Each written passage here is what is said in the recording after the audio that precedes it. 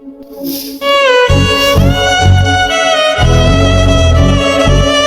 ও মা, টাকা দে, আমাকে টাকা লাগবে। বাবারে, প্রতিদিন এত টাকা তুই কি করিস? আমি এত টাকা দিয়ে কি করি সেটা তোর জানতে হবে না। তোকে টাকা দিতে বলছি, টাকা দে। মানুষের বাড়িতে কাজ করে করে কয়টা টাকা পাই? তুই যদি প্রতিদিন এইরকম করিস আমি কোথায় যাবো বল?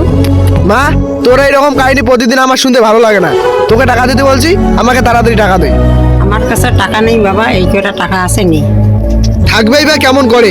তুই নিজেই গরিব হয়ে জন্ম নিয়েছিস, আর আমারও পোড়া কপাল, তোর মতো গরিবের ঘরে আমি জন্ম নিয়েছি। কি বলছিস বাবা? যে কোনো একটা তুই কাজকর্ম কর। আমার বয়স হয়ে গেছে, আগের মতো কি কাজ করতে পারি?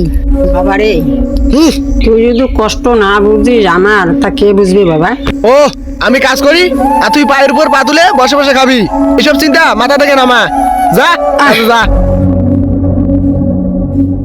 বাবা শুন বাবা, যাস নি বাবা। কৌশিক, আমাকে কিছু ভালো লাগতেছে না রে।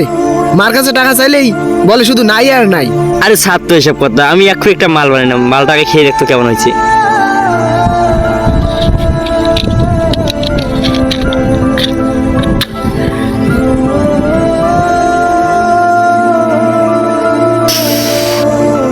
কৌশিক, পুরো মালটা করা হয়েছে রে।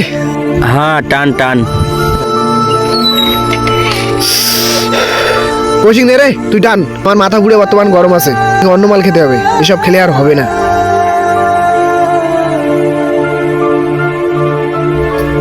এ দাঁড়া, আচ্ছা তুমি সোনেগা মাসির ছেলে সজল না? আমি কার ছেলে না ছেলে সেটা আপনার জন্য লাভ কি? কিন্তু আপনি কে?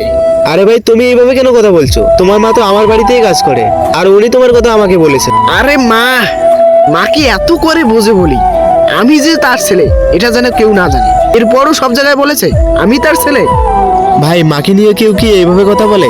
যে মায়ের জন্য তুমি পৃথিবীর আলো দেখতেছো, সেই মায়ের পরিচয় দিতে তুমি না করছো। আরে তুমি তো সন্তান নামে কলঙ্ক। ও আচ্ছা, আমি সন্তান নামের কলঙ্ক? তাহলে তো আমার মাও মা নামের কলঙ্ক। ছোটবেলা থেকে আমাকে কি দিয়েছে? শুধু কিছু চাইলেই বলে নাই আর নাই। তোমার মা আমার বাড়িতে কাজ করে কয়টা পয়সায় পায় সেটা তো আমি ভালো করেই জানি। তোমার মাকে আমরা খুব বেশি একটা কাজ করতে দেই না, কারণ তোমার মা অসুস্থ, ওনার বয়স হয়েছে। আমরা ওনাকে কত করে বলি আমাকে আর কাজ করতে হবে না, মাস শেষ হলে এমনিতে আমাদের কাছ থেকে টাকা নিয়ে যাবে। কিন্তু তোমার মা তো আমাদের কোনো কথাই শোনে না। আর তুমি ছেলের মায়ের কষ্টটা বোঝো না? তুমি এটাও বোঝো না ওনার বয়স হয়েছে, ওনার বিশ্রামের দরকার। ভাই, এসব কথা আমাকে বলে লাভ নেই, এসব কথা তো আমি প্রতিদিনই শুনি। এইসব কথা তোমাকে কেন বলছি তুমি জানো?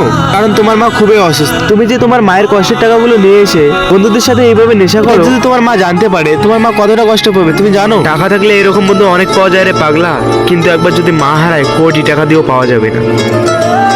সময় থাকতে মায়ের মূল্য দিতে শিখো, না হলে একদিন তোমাকে খুব কান্না করতে হবে, আর সেই দিন তোমার চোখের জল মোছার মতো কেউই থাকবে না। দাদা, আপনাকে অনেক ধন্যবাদ আমার এই ভুলটা ধরে দেওয়ার জন্য।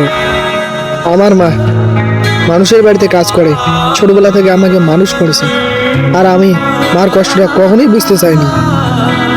সবসময় শুধু গায়ের জোরে আবদার করেই গেছি, কিন্তু না দিতে পারলে তাকে ইচ্ছে মতো গালিগালাজ করছি, আর বাড়ি থেকে রাগ হয়ে বের হয়ে গেছি।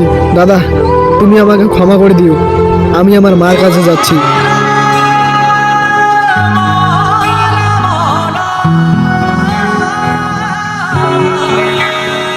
ওই মা, উঠ উঠ, কথা আছে। ওই মা উঠ, অনেক খিদে লাগছে। আজকের পর থেকে আর তোমার কাছে কিছু চাইবো না, গালাগালিও করবো না, আর টাকা পয়সা কিছুই চাইবো না। উঠ, ছোটনদার সাথে আমার কথা হয়েছে, ওর হোটেলে একটা কাজ দেবে, 8,000 টাকা বেতন দেবে। তোমাকে আর কোনো কাজ করতে দেবো না। উঠিস না কেন মা? ও মা, মা মা, ওই মা, তুই কথা বলছিস না কেন? মা, তুই বিশ্বাস কর, আজকের পর থেকে তোমার কাছে আর কোনো টাকা চাইবো না। তুই তবু একবার কথা বল। তুই আমার দিকে দেখ, কথা বল। ওই মা, মা মা, তুই কথা বলছিস না কেন? মা, তুমি আমাকে ক্ষমা করে দিও।